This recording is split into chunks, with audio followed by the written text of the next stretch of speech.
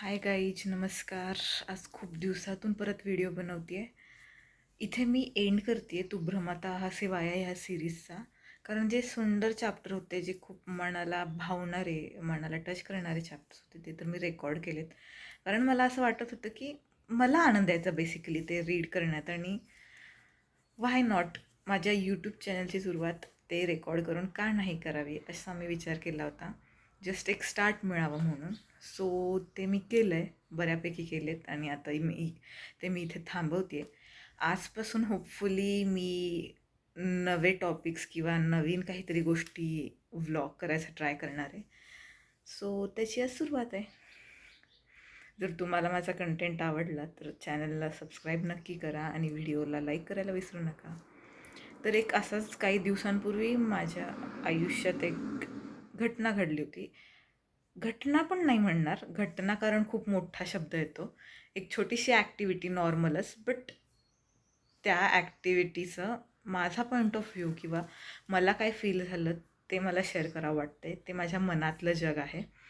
So झालं असं होतं की माझे वडील गावी येऊन जाऊन असतात, ठीक आहे, काहीतरी कामासाठी त्यांचं गावी येणं जाणं असतं. सो ते गावाकडून येत होते बेसिकली, आणि माझा भाऊ घरी नव्हता, त्यामुळे मला त्यांना आणायला जायचं होतं. इथे आमच्या थोडं दूर, म्हणजे गावाकडून येणारी बस, म्हणजे त्याचा दूर स्टॉप आहे. म्हणजे तुम्हाला माहिती आहे लॉंग ट्रॅव्हलच्या बसेस असं म्हणजे हायवेवरून जातात बेसिकली. सो ते हायवेला उतरतात आणि स्वारगेटला जाण्यापेक्षा बेसिकली तिथून घर मीन्स जवळ पडतं, वेळ वाचतो आणि घरी लवकर पोचू शकतो. सो तशी गोष्ट आहे. सो मला त्यांना बेसिकली आणायला जायचं होतं.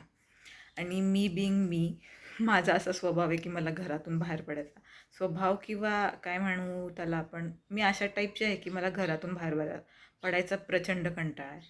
खूप जास्त मला जीवावर येतं. मला घरी लोळून बसायला आळशासारखं नुसतं बसून राहायला खूप आवडतं, जी की खूप चुकीची गोष्ट आहे. जी चेंज करायचं मी खूप ट्राय करते आहे, पण हळूहळू चेंज होते. सो ओके, इट्स ओके, बघूयात. सो माझं थोडं जीवावरच आलं होतं त्यांना आणायला जायचं, पण पर्याय नव्हता, जावं तर लागणारच होतं, कारण आणायला कोणी नव्हतं. सो मी निघाले, जरा तोंड असं वेंगाडूनच, पण ठीक आहे, मी गेले. आणि मी म्हणलं होतं की मी पोचेन 15-20 मिनटं, तेवढाच रस्ता आहे तो तिथपर्यंत पोचायचा. पण का काय माहीत त्या दिवशी मला बरीच गर्दी लागली, बरीच रहदारी होती रोडवर, आणि असं मनातून वाटत होतं काय हे काय, मला एकतर जावं लागतं आणायला, आणि काय या गाड्या मध्ये मध्ये येतात, एकतर मला उशीर होईल, उगाच ते येऊन थांबले असतील माझे वडील तिथे, असं मला वाटत होतं. थोडीशी क्रँकीज होते मी. सो मी जात होते आणि मला असे बरेच अडथळे येत आहेत, गाड्या येत आहेत, ट्रॅफिक लागतं आहे असं वाटत होतं. आणि तरीसुद्धा मी ते ओलांडून, ते क्रॉस करून पुढे जाण्याचा प्रयत्न करत होते. आणि तेवढ्यात मी थोड्या अंतरावर गेले असेल घरापासून दूर, तेवढ्यात समोरून नाही, शेजारून पप्पा जात होते, आणि पप्पांनी मोठ्याने हाक मारली, ताई म्हणून. ते मला ताई म्हणतात. आणि म्हणजे, आणि मी थांबले आणि पटकन वळवून गाडी घेऊन तिथे त्यांना पिक केलं आणि घरी पोचले. गप्पा मारत आम्ही आलो. वार्तालाप करत इतक्या दिवसांचा म्हणजे अपडेट्स घेत आम्ही घरी आलो.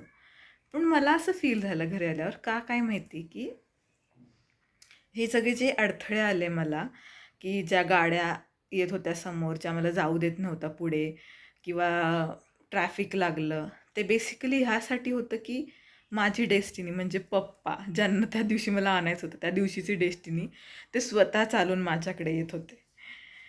मीन्स माझं तिथेपर्यंत जाणं वाचलं, आणि त्यांना मी थोडंसं अंतर पुढे जाऊन त्यांना मी तिथे घेतलं, आणि म्हणजे माझी डेस्टिनी बेसिकली माझ्याकडे चालून आली, असं मला फील झालं. एक वेगळ्याच काइंडचं अनयुज्युअल फीलिंग किंवा रिअलायझेशन होतं आहे. आता हे खरंच असं होतं का, माझा माइंडसेट तसा होता का, मी जास्त विचार करून काहीतरी अर्थ काढला आहे त्याचा, मला माहीत नाही.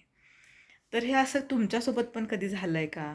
तर तुम्ही नक्की शेअर करा, आणि हे खरंच असं असतं का ते पण मला कमेंटमध्ये नक्की सांगा. आजसाठी एवढंच, भेटूयात नव्या व्हिडिओमध्ये.